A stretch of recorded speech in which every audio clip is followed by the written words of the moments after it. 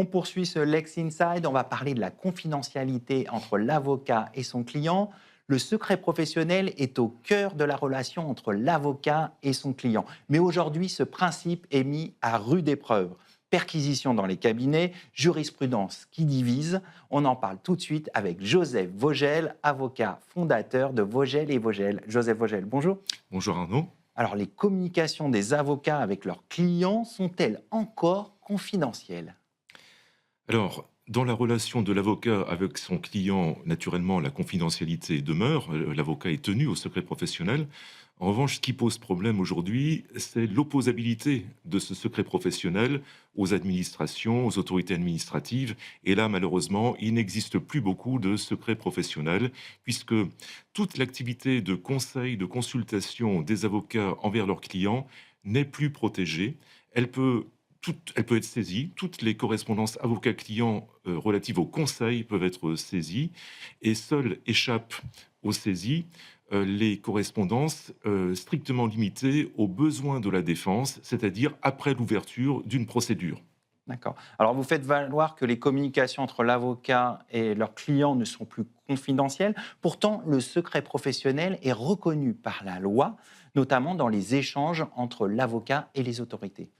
Oui, il y a une contradiction entre ce qui est écrit dans la loi, dans la loi sur les avocats, qui dit que toute l'activité de l'avocat est confidentielle, mais en réalité, la jurisprudence de la Chambre criminelle de la Cour de cassation qui est contra legem, hein, a limité le secret professionnel strictement aux besoins de la défense. Comment vous expliquez cela? Eh bien, je pense que, il y a un peu une erreur, dans l'application de la loi. La chambre criminelle pense que c'est utile, que, on l'activité de l'avocat de conseil ne soit pas protégée et que la seule chose qui est importante, c'est les besoins de la défense. Mais je pense que c'est une erreur parce qu'un avocat doit pouvoir, dire à son client, conseiller son client et lui dire de ne pas commettre d'infraction, ça fait partie du conseil et ça fait partie du rôle de l'avocat. Il n'est pas normal qu'un conseil alertant sur un risque puisse ensuite être saisi et servir de preuve ou de début de preuve d'une infraction. Alors, est-ce qu'on peut se satisfaire que seul le secret professionnel en matière de conseil soit préservé? Je pense que le fait que seul le secret En matière de en défense, vous voulez matière de dire? défense soit préservé et n'est pas satisfaisant. Parce que, admettons que je sois votre avocat. Je vous conseille pendant 30 ans. Je vous donne des conseils tous les jours pour vous dire ce que vous avez le droit de faire, de ne pas faire. S'il y a une perquisition qui commence, ces 30 années de relation ne seront pas protégées, pourront être saisies. Et seules nos correspondances à partir de la perquisition seront protégées. Donc ça veut dire que il n'existe quasiment plus de secret professionnel avocat-client et ça m'empêche de vous conseiller parce que si je vous conseille, si je vous envoie des consultations, elles pourront éventuellement servir de preuve d'une infraction. Donc on m'empêche même de faire le travail de conformité et on m'empêche d'être un auxiliaire de justice. Vous voyez, c'est totalement absurde. Alors justement, vous décrivez une situation absurde, donc seul le secret professionnel en matière de défense est Mmh. préservé et non Oui, pas en matière de conseil. oui. Donc c'est une situation qui apparaît préoccupante, mais est-elle légale? Alors, à mon avis, elle n'est pas légale parce que, elle est contraire à la Convention européenne des droits de l'homme, elle est contraire, au droit européen, elle est contraire à la Charte européenne, des droits de la défense, elle est contraire à la jurisprudence de la Cour européenne de justice, elle est contraire à la jurisprudence de la Cour européenne des droits de l'homme, qui ont toujours dit, dans toutes leurs décisions, notamment très récentes, que toute l'activité de l'avocat, à la fois en défense et en conseil, était protégée. Donc on a une jurisprudence en France, une pratique en France qui est contra legem par rapport à la loi française et qui est contraire au droit européen.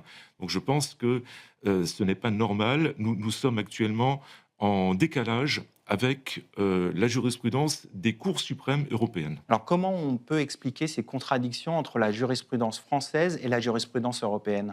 Alors, je pense que, on a voulu en France, favoriser, l'activité des autorités administratives. Mais on le fait, je dirais, de façon un peu inutile parce que les autorités administratives ont plein de moyens pour exercer leur mission. L'autorité de la concurrence, par exemple, elle peut faire des enquêtes simples, des enquêtes lourdes, elle reçoit des demandes de clémence sans arrêt. Donc on n'a pas besoin d'abolir le secret avocat-client pour permettre aux autorités administratives de fonctionner. C'est inutile et ça va à l'encontre de la bonne application du droit et du rôle des avocats. Alors, on a vu le constat, on va se pencher maintenant sur les solutions. Qu'est-ce qu'on peut faire concrètement pour garantir la confidentialité des échanges entre l'avocat et son client? Alors, ce que nous faisons, nous, naturellement, nous faisons des recours devant le premier président de la Cour d'appel lorsque des correspondances avocats-clients ont été saisies. Nous espérons que ces recours fonctionneront. Nous avons également posé des questions préjudicielles à la Cour de justice. Donc nous demandons au premier président ou à la Cour de cassation de poser des questions préjudicielles à la Cour de justice D'accord. pour que enfin le droit soit dit par la Cour de justice de l'Union européenne. Et sinon, je pense qu'il faut alerter le public sur... Parce que le public croit que les correspondances avocats-clients sont totalement protégées, alors que ce n'est pas le cas. Et donc, il faut alerter sur le fait que ce n'est plus le cas et qu'il faudrait revenir à une vraie protection des correspondances avocats-clients en matière de conseil. Et c'est ce que nous faisons aujourd'hui par cette émission. C'est une émission par laquelle nous souhaitons alerter le public et les autorités sur le fait que la situation actuelle n'est pas normale. Pourquoi c'est important d'alerter le public?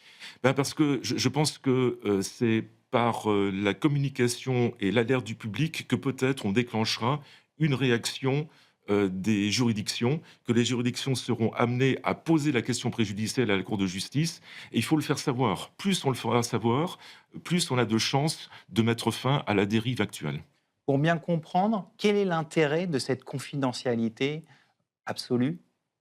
Je pense que nous sommes un État de droit, nous sommes une démocratie, et l'État a beaucoup de prérogatives, et je pense qu'il faut quand même une protection minimale, un safe harbor minimal entre le client et son avocat, qui soit protégé par rapport aux prérogatives de l'État. S'il n'y a plus cette protection minimale, on n'est plus réellement dans un État de droit et dans une démocratie.